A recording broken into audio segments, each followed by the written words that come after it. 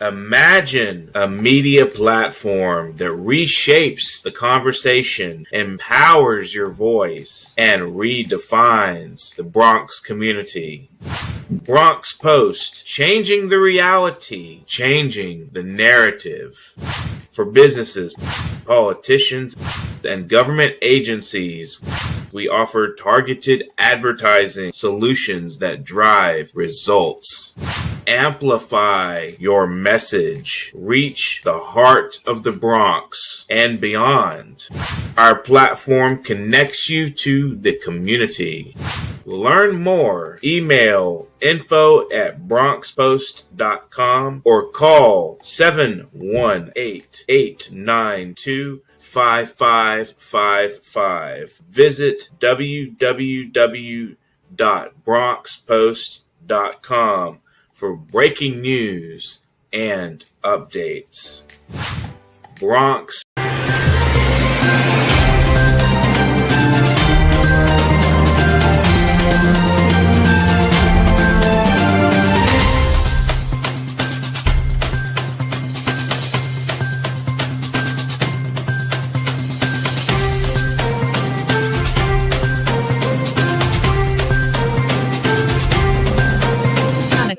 Keep watching The Politics every Friday, 12 p.m. Eastern Time on New York Parrot TV, the voice for humanity. Welcome to Talking Politics. My name is Robert Press. I am a reporter for the Bronx Post, as you can see by my official New York City press card. And I also write for the Parkchester Times and also for the Co-op City News. I'm going to skip the weather today. I also have a blog at 100%.blogspot.com. And the views on this show are that of the host or any guest or anybody commenting on the bottom of the screen. I'm going to do a little thing different right now. I'm going to talk wrestling. And Mr. Producer, can we bring on my wrestling guru, Mr. Gene DeFrancis? Is he here? Gene, are you here? I am here, Brother Bob. How are you? Okay. Now, on Saturday and Sunday last week, Gene DeFrancis held a WrestleMania 41 party, of which I attended. And I want to go through the card because people have said they were disappointed in this card. There were some highlights. There were some lowlights. It was the good, the bad, and sometimes the ugly. So let's go through this match by match, Gene. Match by match? You have the time? I have. Okay. We should be only taking 10 minutes. That'd be the first half. Night number one, Saturday, the first match. Jey Uso against Gunther, the champion. Jey Uso beats Gunther. What was your grade on that match? Would have liked to bet it finished. The match itself went exactly probably how it should have went, just for storyline. You got to start and preface it with this. Professional wrestling is an art form. It's storytelling at its finest, and you got to tell a story. So did they tell a story? I think they told a story, but it didn't have the arc that it should have had. It didn't have a complete finish. And Jey Uso should have won. Gunther was the big bad guy. They could have ended it a lot cleaner. Right. I kind of agree with you. It looked like Gunther knew he was going to lose, and he was a sore loser at the time. Well, that's how it to be, yeah. The next match was a tag team match where the New Day defeated the War Raiders. So the New Day is back again as champions of the tag team titles. Any comment on this match? Story again. It goes back to story, and I'm going to tie it into your usual field, politics. Wrestling is a microcosm of politics, and right now you got a bunch of people that think they're gonna jump through glass and set themselves on fire. The radicals, as we call them in politics. Just tell a good story. Tell us who you are, what your goal is, what your agenda is, what your purpose is, and see it through. So the New Day had a great storyline where they felt that they were right, and they were kind of naive to their own indiscretions at the time, right? So when they cheated to win that match, per the storyline, they should have stayed in that ring, oblivious to the fact that, hey, they didn't earn this title. They cheated to get that title. And then when they do that little bit where they run up the ramp, like they just stole the crown jewel, they should have stayed in that ring, dominated that ring, and that would have been so much greater for their character. But they, I think they blew that ending with that little tiny color of detail, because they had a great storyline going. So I was a little disappointed how it ended. New Day had to win. New Day has the greater following. They sell the most merchandise. And, the War Raiders or the Viking Raiders, I still think they're trying to figure out who they are as characters. The next match, Jane Cargill was against Naomi. She defeated Naomi. It was a payback match. This was part of the ugly part of the matches. Any comment on this match? Great line in the Naomi feud.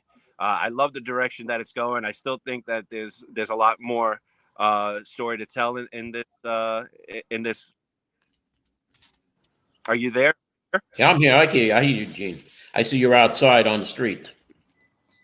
Let me know if you can hear me, Bob. I can hear you, Gene. No problem. I can hear you. Can you hear me? Gene, can you? Oh, we got a little problem there.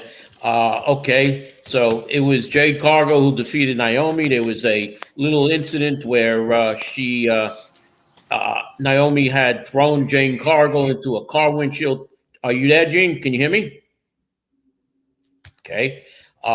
So we'll go through that match. It turned into one of the ugly matches. The next match was the United States Championship match, where Jacob Fatu defeated LA Knight to become the new champion. And it seemed like all the matches, any champion was going to lose the match. Jacob Fatu is an upcoming rising star in the wrestling match and WWE. And it looks like WWE might have a separate storyline from him. It looks like that their so-called bloodline may have ended with Roman Reigns about maybe ready to retire, maybe in a year or so. And he came back from fighting a bad, serious illness. So he's done a good job. The next match was El Grande Americano defeating Rey Fenix. El Grande Americano seemed to be one of the wrestlers, Chad Gable, dressed in a mask as a lucha libre wrestler, and he defeated Rey Fenix. I see you're back, Gene. I'm back. Okay. Now, I mentioned the Jacob Fatu match, that he's a rising star, and it looks like that WWE might be separating the bloodline. Any comments? Separate the bloodline. Create different factions, create chaos, create tension. Storyline is fantastic. Jacob is an absolute beast. He's going to be a great talent. I love the way he came in. This is a guy who's been in the independent scene for many, many years, and found an opening, and he's really taking over and taking that spot. It's really great to see, and it was just good timing for him. I mentioned the El Grande Americano defeating Rey Fenix, and it looked like El Grande Americano was one of the wrestlers, Chad Gable, posing as a luchador. Any comments? I know that it's Chad Gable now, Bob. Don't jump to conclusions. It may not be Chad Gable. Oh, it looked exactly like him. He did his moves almost like him. It could have been me just trying to steal Chad's gimmick. No, you were next to me, so I know it wasn't you. Yeah, I gotta rethink that. But I love that match. I think that match was. I love Rey Fenix. I'm so happy that he's with WWE with his brother Penta. And I thought that I wanted to see Rey Mysterio in this just for nostalgia, just because the man earned a spot at WrestleMania, and the fans generally want to see him. But when he couldn't go, and right. I'm glad they didn't go with Dragon Lee or anybody else that they try to push. I know it's hard for some of the guys to see someone new coming in and taking that spot, but Rey is just a phenomenal talent, and kudos to him for doing the job for Chad Gable and helping that character go forward. And the next match was the Women's Championship match, where current champion Tiffany Stratton defeated Charlotte Flair of the Flair family, who was a multi-time winner, champion of these. And this was one of the ugly matches, I would say, because it did not look like the real Charlotte Flair, and things seemed to be missing. They were missing punches. They were missing moves. Any opinion on this match?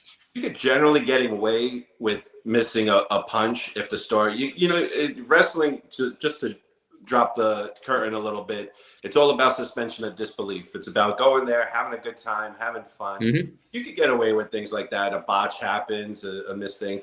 But this was sloppy from beginning to end, and on two different opposite sides of the spectrum. You had Charlotte trying to prove herself after all these years. Why, I don't know. She's a great talent, but she was pushing a little too hard. And Tiffany, who's brand new, trying to show that she belonged, again, pushing too hard. And you had these two women. It just wasn't clicking. They should have just removed the card and saved both of them the headache, because this, I think they'll be all right at the end of the day and could save their careers. But something like that at WrestleMania stage, it could end a career. But I think Tiffany's talented enough; she could bounce back. The last match of the night was a triple threat match between Seth Rollins, who wound up the winner, against Roman Reigns and CM Punk. Now, both CM Punk and Roman Reigns had Paul Heyman as the manager, and I'll let you give the exploding ending to this, which was surprise to everybody, including you and myself. This match was so perfect. And I didn't think it was possible for her, because that's the way. If I was going to write the script, that's exactly how. And I didn't know how Seth and Paul, if that was even a possibility of them working together. I am so happy with, and then that's exactly what I'm talking about, the arc and the storytelling from beginning to end, and a continuation of a storyline years in the making. CM Punk is the guy that brought in Roman Reigns, Seth Rollins, and even Dean Ambrose, who's now Jon Moxley in another organization. And to see the three of them in that that should have been the main event. That should have been Sunday night main event, because it was the best. It was just all around perfect. If you want to see what wrestling really should be, it's that triple threat was legendary, and people are going to talk about that for years to come. And I hope they continue it and they don't drop the ball, because I want to see Seth build a stable. He already took in Braun Breaker. Perfect, because that guy is another great talent that needs a push like that, because you don't want to just lose him into the backstage and figure out get him in with Seth. There's a couple of rumors of other guys, Aleister Black, or there's a whole list of names that can join that stable and just take over like the Bloodline did, and just give some other guys a good shot without forcing it. It's perfect. Like you said, Gene, I'm running a little short on time here. So Sunday night was the second night of WrestleMania. There was a triple threat women's championship match. Io Sky defeated Bianca Belair and Rhea Ripley. There was a city street fight. Drew McIntyre defeated Damian Priest. A fatal four-way, which Dominic Mysterio defeated Braun Breaker, Finn Balor, and Penta to become the new Intercontinental Champion. Randy Orton had an open match, and John Henry, the TNA champion, came out against him. Logan Paul defeated AJ Styles, who seemed to take one for the company. The women's tag team match was Laura Valkyria and Becky Lynch, who replaced Bailey. And they defeated Liv Morgan and Raquel Rodriguez to become new champions, only to lose it the next night on Raw. And the last match, the undisputed WWE Championship match, which was really ugly. John Cena defeated Cody Rhodes to become the new champion. Any comments on the second night? So one, I want to give a shout out to Damian Priest, who's Bronx born, performing in WrestleMania. That was fantastic. He did a great job. All those matches were really solid matches, except for the tag, the ladies, replaced it. That main event match went exactly the way it was supposed to go, but why Travis Scott was in there? I guess they thought they were gonna jump up the ratings with Travis, but you had 100 other guys in the backstage, some nostalgia acts that you could have put in, present day guys that you could have given that time slot to. It just didn't make sense. It didn't work for me, but congratulations to Mr. Cena. Now, on that note, Cena became the 17-time all-time champion. All right. Now, people are saying, though, that Ric Flair is still the all-time champion. He has 21 matches, championship matches that he won. He performed in other wrestling establishments that John Cena didn't. And so any comments, my final comments, I'll go to a commercial after you finish. about these 21 titles by Ric Flair, and is John Cena have the most titles? So I'm a WWE, WWF guy. To me, they don't count unless they're WWE, WWF. At least in my generation, post Hulk Hogan and everything that that they brought to the table, they just took it to another level commercially. Though the congratulations to Ric Flair. I'm a fan of Ric Flair, but Randy Orton, John Cena, Hulk Hogan, those are the real titles. And I know I get heat for that. I'm going to get pushback on that. But those titles mean more because it's more competitive and it's a much larger market. So Ric Flair's titles, he only has 2, in my opinion. I mean, I watched the NWA, the WCW, and some of the other wrestling. I mean, we at one time had about 10 different wrestling, programs to watch, and now we're down to only a few. Well, look, Jon Moxley is the world heavyweight champion in AEW. Mm-hmm. Does AEW compare to WWE? No, not really. So what belts? I mean, there's several other world champions out there right now. Joe Henry is another world champion. In fact, Randy Orton, since he beat Joe Henry, probably should be the world heavyweight champion of TNA. So he's at 16, right? You have fun with it. You bicker with the friends, and you go back and forth on who's the real champion. But right now, he's the. And I'm going to have to go to a commercial. I want to thank you for being on the show, Gene. When we come back after the commercial, I'll be going back into the regular politics. So thank you, Gene, for coming on the show. Enjoy, brother. Be well and have fun with the politics. Imagine a media platform that reshapes the conversation, empowers your voice, and redefines the Bronx community. Bronx Post, changing the reality, changing the narrative. For businesses, politicians, and government agencies, we offer targeted advertising solutions that drive results. Amplify your message. Reach the heart of the Bronx and beyond. Our platform connects you to the community. Learn more. Email info@bronxpost.com or call 718-892-5555. Visit www.bronxpost.com for breaking news and updates. Bronx Post, changing the reality, changing the narrative. Okay, welcome back to Talking Politics. Now let's get into world politics. President Trump yesterday issued a rare broadside against Russian President Vladimir Putin as he continues to drive to get both Russia and Ukraine towards the ending of the war, or at least a ceasefire. Vladimir stopped, Trump posted on Truth Social yesterday morning in the wake of a deadly assault on Kyiv that left at least 12 people dead in Ukraine's capital.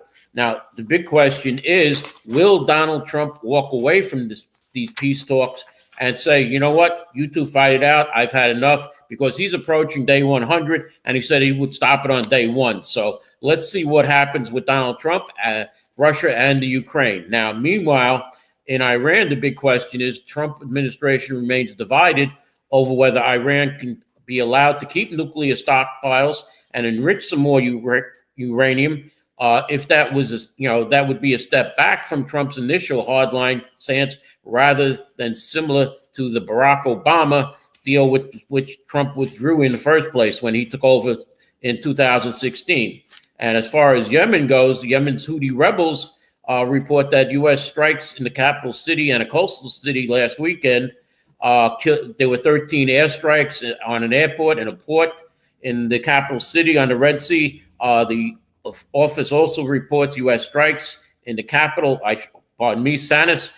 There were no immediate reports of casualties. UN Secretary General Guterres said he was gravely concerned about the attack on Yemen, as well as the Houthi missiles and drone attacks on Israel and in the shipping lanes.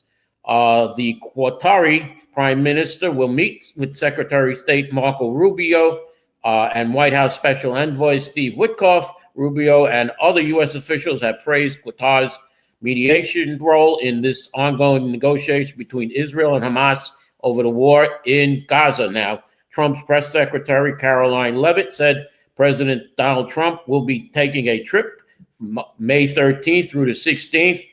He will be visiting Saudi Arabia, Qatar, and the United Arab Emirates. Let's talk Senate politics. The Senate number 2 Democrat, Dick Durbin of Illinois, announced Wednesday he will not seek re-election in 2026.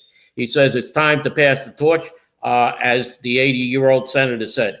Senate's number 1 Democrat, though, Chuck Schumer, has until 2028 to decide if he wants to follow suit. Unsurprisingly, he's not showing his hand yet. Schumer right now is 74 years young, but the Brooklyn Democrat has faced backlash and calls to step down, at least from his leadership post. These calls began in earnest after he voted with Republicans last month to advance a resolution that avoided a government shutdown. Schumer, the Senate minority leader, now rejected calls to step aside last month. He sought to show that he's best positioned to lead Democrats against Donald Trump. Left-leaning members of the base have lauded Congresswoman Alexandria Ocasio-Cortez, who is 35 years old now, as a favored successor to Schumer, as she leads him in polling in a hypothetical matchup. Schumer says, "Don't worry about polls. I can hold my own." Now, as far as polls go, Governor Kathy Hochul is increasing in the polls. Her favorable viewing is now positive. It's 44 to 43. That's up from 40 for her and 50 against her in a Sierra poll in March. It's the 5th consecutive poll showing an improvement for Hochul since she bottomed out at 34% favorable and 54% unfavorable last September. Now, as far as her other problems, we still have a late budget. It is now 25 days late or more, and predictions are sometime next week or maybe early in May, there will be a state budget. I've mentioned the 4 sticking points. Other points have come out. It seems that Assembly Speaker Carl Hastie is talking about medical death, that his Assembly wants to approve doctors' assisted death, and other things have come up. Now, one of the sticking points seems to be that the governor is looking at as much as $3 billion in tax cuts for a rebate check of $500 for most families. And what else can I say? But it's a 3-person race. It's between Governor Hochul, Speaker Cuomo, and State Senate Majority Leader Andrea Stewart Cousins. And they're talking about involuntary commitment. That seems to be one of the sticking points. And it looks like New York State school children will not be allowed to have their phones in schools. So let's see what happens. I'll have more on the state budget next week. Hopefully it'll be finished by then. Now, the State Gaming Commission posted a request for proposal for a consultant firm to handle the community engagement portion of the massive bidding war for 3 downstate casinos licenses, a sign that the beleaguered process is moving forward. The request posted online seeks a firm to provide organizational, technical, logistical, and administrative support to each community advisory committee while ensuring each operates in compliance with laws and regulations that meet the requirements of the Open Meetings Law. Consultants will assist and manage the community advisory process and provide administrative support and technical assistance for the establishment of activities of the committee, the request says. The bidder would require to organize up to 10 expected separate community advisory committees in a contract that starts at the end of June and terminates a year afterwards, well after the gaming license are expected to be awarded at the end of this year. Each community advisory committee, whose members are appointed by local elected officials, the mayor, the governor, and relevant borough president, will vote on the project in the given area. Now, I could just see this contract being given to the Bronx Democratic Party, who has a consultant. Jason Lately has made tons of money off of the Bronx Democrats, judges, candidates running for office, and they are also trying to push the Bally's Casino. So, I mean, I don't believe this. Now, speaking of casinos, though, the Sands on Long Island has pulled out of the bidding process, as well as Saks Fifth Avenue has pulled out of the process for the top three floors of their building to become a casino. Now, let me move on to cannabis money, because it seems that the Office of Cannabis Management reports that the town of Henrietta has garnered more than $750,000 in cannabis tax revenues since opening 2 adult use dispensaries. It is a town in Monroe County, a suburb of Rochester, and the population is 47,096 as of the 2020 census. The town supervisor says as the revenue grows in the town, it can offset what it collects in property taxes. He says the tax rate cannabis revenues have been growing. He expects to roll back a property tax increase. That's the problem, he said. As far as illegal shops, though, he says that it's very frustrating, and some of those have not been prosecuted or shut down. We've worked with the Monroe County Sheriff on it, and again, we have not had any problems from the legal dispensaries. So if a little town in Henrietta is getting $750,000, how much should the city of New York be getting from this cannabis money? I mean, we can use lots of that money. Now, I'm going to be going to the quick end. I see I'm coming towards the end. So the mayor has been iced on Rikers Island. A judge has said that the mayor cannot set up a temporary housing in Rikers Island for ICE, the FBI, the DEA, and even the U.S. Postal Service, who are expected to be housed on Rikers Island. The council sued the mayor on that, and they have defeated him. Now, there's also talk about the New York Police Department predominantly targeting Black and Latino drivers during the last 3 years, according to an analysis of traffic stops conducted by the New York City Civil Liberties Union. Police have stopped more than 2 million drivers from 2022 to 2024, and traffic stops surged by 25% in the last year. Black and Latino drivers were more likely to be stopped, arrested, searched, and subject to use of force, according to the analysis. In almost 90% of these arrested during traffic stops were Black or Latino. Of the 1,483 traffic stops, the New York Police Department reported using force. The driver's race also recorded 799 of these drivers were Black, 532 were Latino, 82 were white, and 60 were Asian American or Pacific Island. The New York City Police Department most likely to conduct searches in majority Black and Latino areas like the Bronx and central Brooklyn. There will be more speed cameras out there. Mayor Eric Adams' administration is eyeing a massive new contract with the city's only red light purveyor, even though the company remains under 2 separate city probes. The controller's office is investigating whether Vera Mobility, which city officials identified last month as the best vendor for an expansion of its red light camera program, violated prevailing wage laws when paying workers to install and maintain cameras. The controller's office confirmed to Political Playbook. Vera, which oversees the speed and bus lane cameras in the city, also remains under a city Department of Investigation monitorship due to concerns about deficiencies with respect to Vera's installation and photo enforcement characters.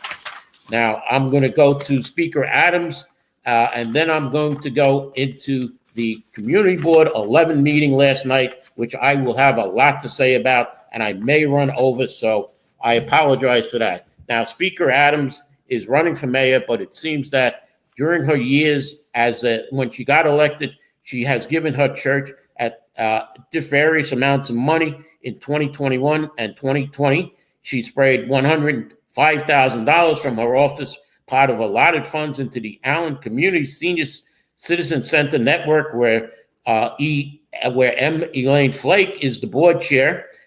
She is a member of a church which is run by former Congressman Floyd Flake, and this happens to be Mr. Flake's wife.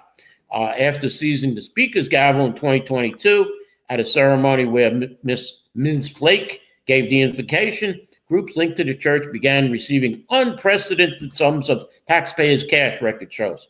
In 2023, the church received $959,000.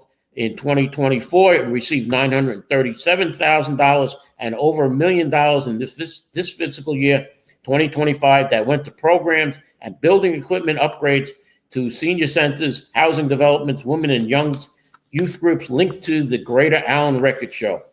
Big winners were the Allen Senior Citizen Network, where Adams and her underlings in the Queens delegation awarded $907,800 in council cash for assorted services, another $435,000 for new vehicles, and the Allen AME Housing Corp, which got $422,000 for education initiatives and $850,000 for building renovations. Watchdogs noted that cash out of council pots get given out based on connections, not merit. Funding can get awarded to people based on relationships, not because they provide the best services, warned Rachel Foss, senior policy advisor at the Good Government Group Reinvent Albany. The Flakes, though, haven't taken a vow of poverty. Tax returns for the Allen AME Housing Corp report Flake's wife compensated at $252,327 in connection with her role as president in 2022. The same year, Allen Senior Center put her payday as board chair at $336,297. Now, that doesn't end there because she's also listed as the board chair of the council-funded Allen Resource Center, which lists her salary at the same $336,297. And she also is a beneficiary of taxpayer funds from the Development Corporation with a report of $279,983,000 base pay plus $76,799 bonus. Now, it is unclear, though, whether these compensation awards overlap or exactly how Miss Elaine Flake gets paid or throughout what entity or each group. And Flake's son, Harold, also drew a $100,000 annual paycheck from Allen AME Housing Corp in 2022. Now, let me go to last night's Community Board 11 meeting where I wanted to speak and I was not allowed to speak. It appears that at last week's Community Board 11 Leadership Committee, I said, and it's on the tape, it's at the 1 hour and 20-minute mark, I said, please, and don't forget, and to the district manager, to please put me on the speakers list for last night's meeting. Well, when I got the agenda, I was not there, and as the Community Board 11 meeting started a few minutes late, the chair said that the quorum of 19 members present has not been achieved. Can you imagine 19 members were not there at the beginning of the Community Board meeting? Community boards can have up to 50 members, and apparently Borough President Gibson has not gone up to 50. She's led it at the low 40s, and Community Board 11 is now at 38 members, so 19 would be half plus one would be the quorum. So what the chair did, Chair Cynthia Rodriguez, said, well, since we don't have a quorum, I'm going to change the agenda. In changing the agenda, though, it has to be brought before the board, and the board has to approve it at the meeting. So she illegally changed the agenda to let the elected official go first, and then when 20 members were present, she said, we now have a quorum. We're going to listen to the gallery session after the elected officials. Now, let me turn the page here. As the gallery session began, the first speaker spoke. I then got up to speak because I should have been the second speaker, and Chair Rodriguez said, we're not going to have this. I don't want you to speak, and I was not allowed to speak. I was going to speak on a problem that they had at the Budget Economic Development Committee meeting and Budget, Economic Development, and Public Safety, where the three committees were combined in one meeting to try and get a quorum. And it appeared that the Budget Committee was the only committee of the three to get a quorum. Now, there was a problem because it was a total of 12 members, and they only had 6 members. So the chair of the Economic Development Committee, when the liquor licenses came up, asked the district manager, gee, we don't have a quorum. What can we do? The district manager said, oh, one of the board members is on 2 committees, so he can count twice. So that means that they would have 7 members technically to vote, and they would have a quorum. Well, it just so happens that one of the members who was not present is also on 2 committees, so they did not have a quorum. They would have needed an 8th person, which they didn't have. So they went and voted on 4 liquor licenses, and last night at the community board meeting, they voted on those liquor licenses illegally. Chair Rodriguez also removed the chair of the Ethics Committee to replace her with a member who has ethical problems herself, as she is the president of a co-op where the Community Board 11 Juneteenth event has been held the past 2 years and is going to be held this year. The board member has failed to disclose her position as co-op president and also voted on the item, which you're supposed to disclose your conflict of interest. You can discuss it, but you don't vote. That was the 3 Ds that the former chair of the Ethics Committee now had brought out. She is no longer on the Ethics Committee. She was doing a fair job. Now, I've sat on an Ethics Committee for 6 years, and the fellow that's now working for the Community Board 11 said that the Community Board I sat on was one of the best in the Bronx, and I will stand by that. Community Board 8 is the best community board in the Bronx. But as I get back to this, the now Ethics Committee chair or acting chair is who is the co-op chair, co-op president of the board of the co-op, overcharged the board. As a matter of fact, she charged $800 for the first annual Juneteenth event in 2023, and when the board members complained, you're overcharging us, a $300 rebate was issued on July 2nd of 2024. However, on July 12th, the board spent $800 again to have the event at the co-op, and it appears this year that $800 from the board's funds are missing. They have not been accounted for. There was $5,000 in one part, and that is no longer there. It's minus $800 with no showing for this, and the board voted last month to spend the $800 again.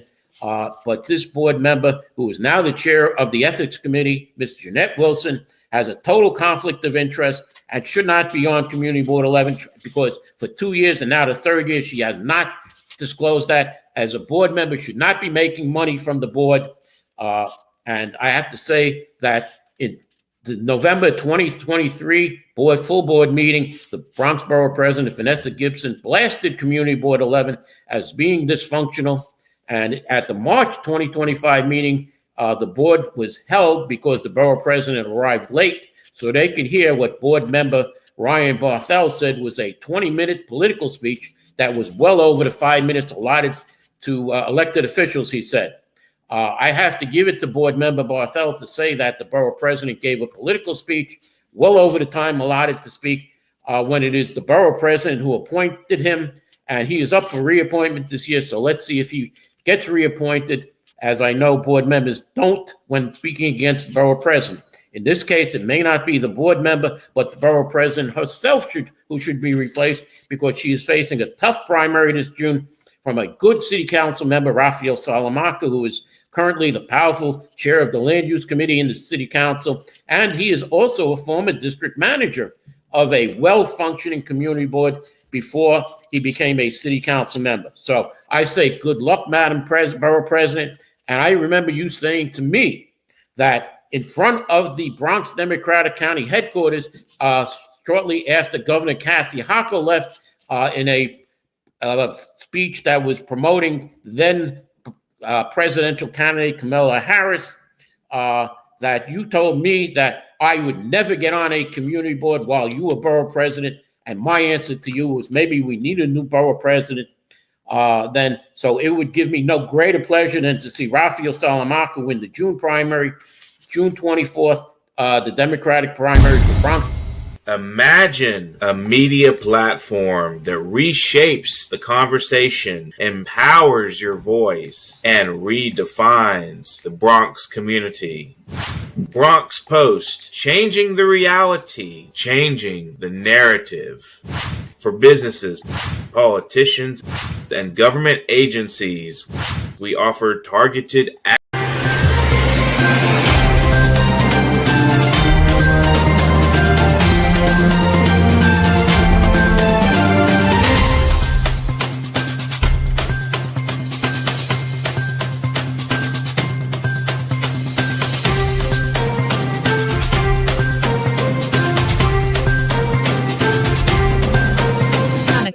Keep watching The Politics every Friday, 12 p.m. Eastern Time on Imagine a media platform that reshapes the conversation, empowers your voice, and redefines the Bronx community. Bronx Post, changing the reality, changing the narrative. For businesses, politicians, and government agencies, we offer targeted advertising solutions that drive results. Amplify your message. Reach the heart of the Bronx and beyond. Our platform connects you to the community. Learn more. Email info@bronxpost.com or call 718-892-5555. Visit www.bronxpost.com for breaking news and updates. Bronx Post, changing the reality, changing the narrative.